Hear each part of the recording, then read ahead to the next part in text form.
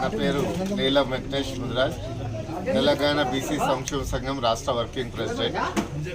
ఈరోజు జాతీయ బీసీ సంక్షేమ సంఘం అధ్యక్షులు, రాజ్యసభ సభ్యులు ఆర్ కృష్ణన్న గారి ఆదేశాల మేరకు ఇక్కడ గ్రామంలో మరి తిరుపతయ్య అనే యొక్క దుర్గయ్య, శ్రీనివాస్ వీళ్ళు ఈ యొక్క ల్యాండ్ ఇష్యూ మీద దీన్ని గతంలో ఒక 91లో మరి వీళ్ళు కొన్నారు, పత్రాలన్నీ సరిగ్గా ఉన్నాయి.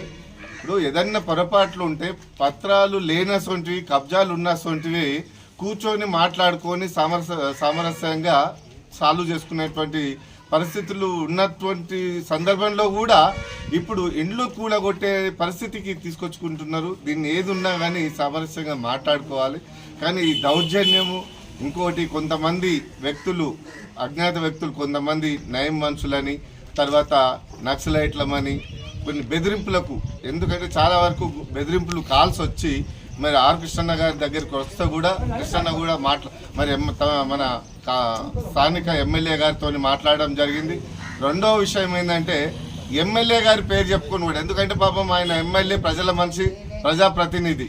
మరి ఎమ్మెల్యే మనిషి కొంతమంది వ్యక్తులు